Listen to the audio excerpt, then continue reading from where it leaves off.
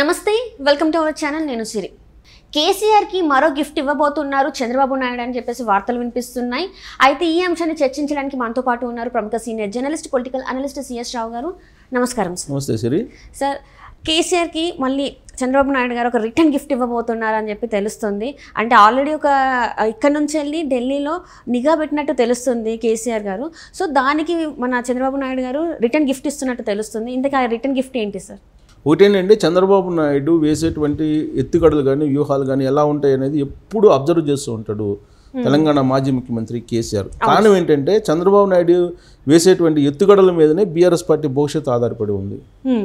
ఎందుకు అలా అంటే ఆల్రెడీ రిటర్న్ గిఫ్ట్ ఇచ్చేసాడు ఒకటి. అవును సార్, ఆల్రెడీ రిటర్న్ గిఫ్ట్ ఒకటి ఇచ్చాడు. ఇది తెలంగాణ అసెంబ్లీ ఎన్నికల్లో రిటర్న్ గిఫ్ట్ ఇచ్చేసాడు. ఆయన శిష్యుని ముఖ్యమంత్రి చేయగలిగాడు చంద్రబాబు నాయుడు. కేసీఆర్ని ఇంటికి పరిమితం చేసేసాడు. సో నెక్స్ట్ రిటర్న్ గిఫ్ట్ ఏంటి అని అంటే లోక్సభ ఎన్నికలు సమీప భవిష్యత్తులో రాబోతున్నాయి.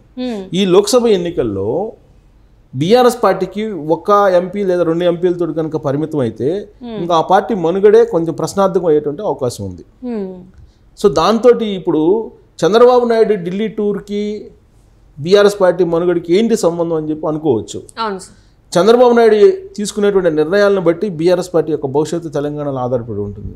ఎందుకనంటే ఇప్పుడు ఒకవేళ కనుక బీజేపీ తెలుగుదేశం పార్టీ పొత్తు కన్ఫర్మ్ అయిపోతే తెలంగాణలో కూడా బీజేపీ వాళ్ళు తెలుగుదేశం పార్టీతో కలిసి నడిచే అవకాశం ఉంది తెలంగాణలో. సో అదే జరిగితే కనుక రాబోయేటువంటి ఎన్నికల్లో ఒక్క ఎంపీ కూడా కష్టమే అవుతుంది బీఆర్ఎస్ పార్టీకి. ఎందుకు అనంటే బీఆర్ఎస్ పార్టీలో ఉన్నటువంటి లీడర్లు కానీ బీఆర్ఎస్ పార్టీలో ఉన్నటువంటి క్యాడర్ కానీ పూర్వపు తెలుగుదేశం పార్టీకి సంబంధించినటువంటి వాళ్ళు 90% పూర్వపు తెలుగుదేశం పార్టీకి సంబంధించినటువంటి ఓటర్లు, లీడర్లు, క్యాడర్ కూడా మొన్నటి వరకు అధికారంలో ఉంది కాబట్టి ఇష్టం ఉన్నా లేకపోయినా కొనసాగుతూ వచ్చారు బీఆర్ఎస్ పార్టీలో. ఇప్పుడు కాంగ్రెస్ పార్టీ అధికారంలోకి వచ్చింది. అధికారంలోకి వచ్చినటువంటి కాంగ్రెస్ పార్టీలోకి ఒక్కొక్కరు సర్దుకుంటూ వెళ్ళిపోతూ ఉన్నారు బీఆర్ఎస్ పార్టీకి సంబంధించినటువంటి కొంతమంది. ఈ మిగిలినటువంటి వాళ్ళు ఎవరు ఉంటారు అని అంటే తెలుగుదేశం పార్టీకి సంబంధించిన పూర్వపు లీడర్లు కానీ క్యాడర్ కానీ ఓటర్లు కానీ ఉంటారు. వాళ్ళు తెలుగుదేశం పార్టీ బీజేపీ పొత్తు అనగానే ఇమీడియట్గా బీజేపీ వైపు వచ్చేటువంటి అవకాశం ఉంది. సో అప్పుడు కొంతమందినేమో కాంగ్రెస్ పార్టీ పంచుకుంటుంది బీఆర్ఎస్ పార్టీకి సంబంధించినటువంటి ఓటర్లని, క్యాడర్ని, లీడర్లని. ఇంకొంతమందినేమో బీజేపీ పంచుకుంటుంది. చివరికి బీఆర్ఎస్ పార్టీ పరిస్థితి ఏమవుతుంది అనేది బీఆర్ఎస్ పార్టీ వర్గాలకు తెలుసు. అందుకే చంద్రబాబు నాయుడు ఢిల్లీ టూర్ మీద ఒక ప్రత్యేకమైనటువంటి నిఘా బీఆర్ఎస్ పార్టీ పెట్టింది. కేసీఆర్కి సంబంధించినటువంటి కొంతమంది డిటెక్టివ్స్ అంటే వేగులు అనొచ్చు, వేగులు కొంతమంది ఢిల్లీలో ఉన్నారు. ఢిల్లీలో ఏం జరుగుతుంది, ప్రధానమంత్రి కార్యాలయంలో ఏం జరుగుతుంది, తర్వాత మోడీ కార్యాలయంలో ఏం జరుగుతుంది, కాంగ్రెస్ కార్యాలయంలో ఏం జరుగుతుంది, ఇవి ఎప్పటికప్పుడు తెలుసుకునేటువంటి ప్రయత్నం కేసీఆర్ చేస్తూ ఉంటాడు. ఆ విధంగా చేసినందువల్లనే ప్రత్యేక రాష్ట్రాన్ని సాధించగలిగారు ఆయన.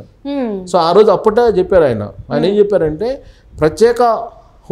ప్రత్యేక రాష్ట్ర నినాదంతో పాటు రాజకీయపరమైనటువంటి వ్యూహాలు కూడా సమాంతరంగా నడవాలి, అప్పుడే రాష్ట్రం వస్తుందని చెప్పి అప్పట్లో చెప్పి ఆ తర్వాత సక్సెస్ అయ్యాడు ఆయన. ఇప్పుడు అదే ఫార్ములాని ఇప్పుడు కేసీఆర్ ఉపయోగిస్తున్నారు. ఎందుకు ఒకవైపు పార్టీని కాపాడుకోవాలి, ఇంకొక వైపు లోక్సభ ఎన్నికల్లో కనీసం 5-6 మందినన్నా గెలుచుకుంటే తప్ప బీఆర్ఎస్ పార్టీ మనుగడ ఉండదనేది ఆయనకు తెలుసు. అందుకే రాబోయేటువంటి ఎన్నికలు చాలా కీలకం బీఆర్ఎస్ పార్టీకి, బీఆర్ఎస్ పార్టీ భవిష్యత్తు, బీఆర్ఎస్ పార్టీ మనుగడకి. అది చంద్రబాబు నాయుడు మీద ఆధారపడింది. ఒకవేళ చంద్రబాబు నాయుడు కనుక బీజేపీతో పొత్తు పెట్టుకొని తెలంగాణలో కూడా ఆయన ప్రచారం చేసి లేదా తెలంగాణలో ఉండే తెలుగుదేశం పార్టీ లీడర్లకు కానీ క్యాడర్కి కానీ ఓటర్లకు కానీ ఒక సందేశం ఇచ్చేసి మనం బీజేపీతో కలిసి వెళ్తున్నాం, బీజేపీతో పొత్తుంది, బీజేపీకి సపోర్ట్ చేయండి అని చెప్తే అప్పుడు ఎక్కువగా నష్టపోయేది కాంగ్రెస్ పార్టీ కన్నా కూడా బీఆర్ఎస్ పార్టీ నష్టపోతుంది. సో దాంతో వీళ్ళు అనుకుంటున్నటువంటి ఎంపీ స్థానాలు తగ్గిపోయేటువంటి ఛాన్సెస్ ఉన్నాయి. సో అందుకే చంద్రబాబు నాయుడు ఢిల్లీ టూరు ఉంటే కనుక సో ఈ ఢిల్లీ టూర్లో ప్రత్యేకించి ఏం చేస్తుంది, చంద్రబాబు నాయుడు నడ్డాతో ఏం మాట్లాడుతున్నారు, అమిత్ షాతో ఏం మాట్లాడుతున్నారు, అసలు సీట్ల షేరింగ్ ఏంటి, ఎక్కడెక్కడ సీట్లు ఇస్తున్నారు, ఒకవేళ సీట్ల షేరింగ్ కుదిరితే కనుక పొత్తు కనుక ఏర్పడితే అసలు సభలు ఎక్కడ ఉంటాయి, సమావేశాలు ఎక్కడ ఉంటాయి, అసలు ఇప్పుడు ఇంతకు ముందులా కన్నా కూడా ఇప్పుడు వీళ్ళిద్దరు కలిసిపోయారా బీజేపీ తెలుగుదేశం పార్టీ, ఈ బోనీకి చంద్రబాబు నాయుడుకు ఉన్న అంతరం పోయిందా, ఒకవేళ అంతరం పోతే తన పరిస్థితి ఏంటి, తన పార్టీ పరిస్థితి ఏంటి అనేటువంటి ఒక ఆందోళన ఖచ్చితంగా బీఆర్ఎస్ పార్టీలో అలాగే కేసీఆర్లో ఉండే అవకాశం ఉంటుంది. అయితే గతంలో చూసినట్టయితే చీకటి ఒప్పందం మీద బీజేపీ ఉన్న కేసీఆర్ ప్రభుత్వం నడిచింది, అందుకే కవిత అరెస్ట్ కూడా జరగలేదని కూడా ప్రజలు నమ్మారు సార్.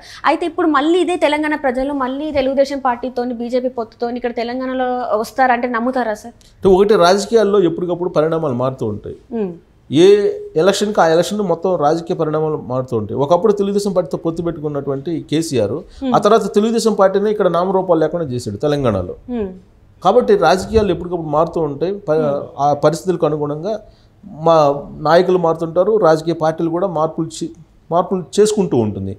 ఆ కోణం నుంచి ఇప్పుడు కనుక చూస్తే కనుక తెలంగాణలో ఇప్పుడు బీఆర్ఎస్ పార్టీ బలహీనపడాలంటే తెలుగుదేశం పార్టీ బీజేపీ కలిసి ఉంటేనే మేలు జరుగుతుంది. ఎందుకంటే 2014 ఎన్నికల్లో బీజేపీ తెలుగుదేశం పార్టీ పొత్తుతోటి దాదాపుగా 19 స్థానాల్లో ఎమ్మెల్యేలు గెలుచుకోగలిగారు. ఇక్కడ బాగా ఉద్యమ సమయంలో ఉద్యమ సెంటిమెంట్ బాగా ఉన్నప్పుడే బీజేపీ తెలుగుదేశం పార్టీ పొత్తుతోటి 19 మంది ఎమ్మెల్యేలు గెలుచుకోవడం జరిగింది తెలంగాణలో. సో అలాగే ఎంపీలు గెలుచుకోవడం జరిగింది. అలాగే అందుకే ఇప్పుడు తెలుగుదేశం పార్టీ పొత్తు అనేది బీఆర్ఎస్ పార్టీకి జీవన్ మరణ సమస్య. ఇంకోటి ఏంటంటే అందుకే ఇప్పుడు కేసీఆర్ ఏం చేస్తున్నాడంటే ఇప్పుడు ఈయన పార్టీ భవిష్యత్తు కానీ వాళ్ళ భవిష్యత్తు కానీ రాజకీయ భవిష్యత్తు కానీ ఆంధ్రప్రదేశ్ ఎన్నికల మీద ఆధారపడి ఉంది. ఇప్పుడు అక్కడ జగన్మోహన్ రెడ్డి కనుక ఓడిపోతే జరగబోయేటువంటి పరిణామాలు ఏంటి? ఒకవేళ గతంలో మాదిరిగా స్నేహభావంతో కనుక కలిసి పనిచేస్తే తెలుగుదేశం పార్టీ బీజేపీ అలాగే తెలుగుదేశం పార్టీ నాయకులు బీజేపీ నాయకులు అక్కడ జగన్మోహన్ రెడ్డి జైలుకి వెళ్ళేటువంటి అవకాశం ఉంది. ఎందుకంటే బెయిల్ రద్దు అయిపోతుంది. ఇప్పటి వరకు నరేంద్ర మోడీ సపోర్ట్ తోటే ఆయన బెయిల్ మీద ఉన్నాడనేది అందరికీ తెలిసినటువంటి విషయం, ప్రత్యేకంగా మనం చెప్పాల్సినటువంటి అవసరం లేదు.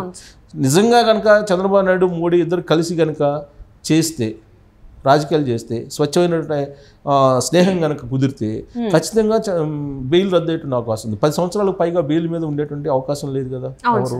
సో ఇప్పుడు నరేంద్ర మోడీ సపోర్ట్ తోటి ఆ బెయిల్ మీద ఉన్నాడు కాబట్టి ఆ బెయిల్ రద్దు అయ్యేటువంటి అవకాశం ఉంది. బెయిల్ రద్దు కాగానే ఇమీడియట్ గా జగన్మోహన్ రెడ్డి జైలుకు పోయేటువంటి అవకాశం ఉంది. అదే జరిగితే కేసీఆర్ ఏమైపోతారు? కేసీఆర్ బిడ్డ ఏమైపోతుంది?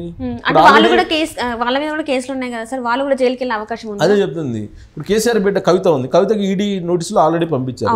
సో ఇప్పుడు సుప్రీంకోర్టులో ఆ కేసు సుప్రీంకోర్టులో విచారణలో ఉంది కాబట్టి సుప్రీంకోర్టును చూపించి ఇప్పుడు ఆగిపోతుంది ఈడీ. సో సుప్రీంకోర్టు 16వ తారీఖు అనుకుంటా ఈరింగ్ వస్తుంది, ఈ నెల 16వ తారీఖు ఈరింగ్ వస్తుంది. ఒకవేళ సుప్రీంకోర్టు కనుక గ్రీన్ సిగ్నల్ ఇచ్చేస్తే ఈడీ వచ్చేసి కవితని అరెస్ట్ చేసి తీసుకెళ్లేటువంటి అవకాశం ఉంది.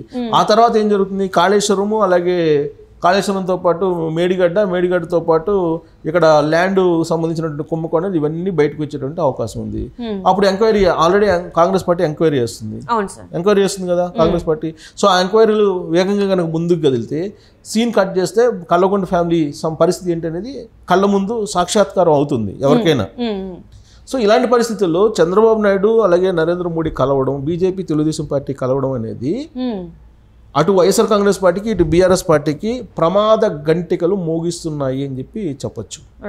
సో అంటే గెలుపు ఓటములు పక్కన పెడితే గెలుపు ఒకవేళ కేంద్ర ప్రభుత్వంలో మళ్ళీ నరేంద్ర మోడీ వచ్చి ఆంధ్రప్రదేశ్లో చంద్రబాబు నాయుడు కనుక వస్తే అటు బీఆర్ఎస్ పార్టీ ఇటు వైఎస్ఆర్ కాంగ్రెస్ పార్టీకి కౌంట్ డౌన్ ప్రారంభమైంది. జనధన గణ 100 ఏళ్ల ఆయుష్ లాగా ఆ పార్టీలు కానీ ఆ పార్టీకి సంబంధించిన లీడర్లు కానీ ఉండేటువంటి అవకాశం ఉంది అనేది తెలుగుదేశం పార్టీ వాళ్ళు బలంగా నమ్ముతున్నారు. తెలుగుదేశం పార్టీ లీడర్లు కూడా చర్చించుకుంటున్నారు అలాంటి పరిస్థితి వస్తుంది అనేది. సో అందుకే ఇప్పుడు కేసీఆర్ ఏం చేస్తున్నారంటే చంద్రబాబు నాయుడు ప్రతి అడుగుని గమనిస్తూ ఉన్నారు. ఇప్పుడు మారినటువంటి పరిస్థితుల దృష్ట్యా ఇప్పుడు బీఆర్ఎస్ పార్టీకి ఇక్కడ గవర్నమెంట్ అధికారం లేదు కాబట్టి సో ఇప్పుడు బీఆర్ఎస్ పార్టీని మింగేయాలని చెప్పేసి బీజేపీ చూస్తుంది. సో రాబోయేటువంటి రోజుల్లో బీజేపీ ఇక్కడ అధికారంలో రావాలంటే బీఆర్ఎస్ పార్టీ ఉండకూడదు, బలహీనపడాలి ఇక్కడ. సో అందుకే ఈ మధ్యకాలంలో కేటీఆర్ బీజేపీతో పొత్తు కోసం ప్రయత్నం చేశారు, బట్ బీజేపీ వాళ్ళు రిజెక్ట్ చేశారు అనేది కూడా వినిపించింది. సో పార్టీని బతికించుకోవాలి అనేటువంటి యాంగిల్లో ఇప్పుడు బీజేపీ యొక్క పరిస్థితి ఎలా ఉందంటే ఆ పార్టీతో కలిసి ఉన్నా ప్రమాదమే, కలిసి లేకపోయినా ప్రమాదమే అన్నట్టుగా ఉంది. ప్రాంతీయ పార్టీలను చీల్చి చెన్నాడుతుంది, ప్రాంతీయ పార్టీలు నామరూపాలు లేకుండా చేస్తుంది. ఇప్పుడు శివసేన పరిస్థితి మహారాష్ట్రలో చూసాం, అలాగే ఎన్సీపీ పరిస్థితి ఎందుకు చూస్తున్నాం, అలాగే కేజ్రీవాల్ పరిస్థితి చూసాం, హేమంత్ సోరెన్ పరిస్థితి జార్ఖండ్ సీఎంది ఏంటో చూస్తున్నాము. సో ఇలాంటి పరిస్థితుల్లో అసలు పార్టీల్ని ప్రాంతీయ పార్టీలు ఉంటాయా ఉండవా అనేటువంటి పరిస్థితుల్లో వెంటాడుతుంది బీజేపీ. సో ఇప్పుడు మారినటువంటి పరిస్థితుల దృష్ట్యా బీఆర్ఎస్ పార్టీని వీలున్నంత వరకు లేకుండా చేయాలనేది బీజేపీ చేస్తుంది కూడా, చేసే అవకాశాలు కూడా ఉన్నాయి.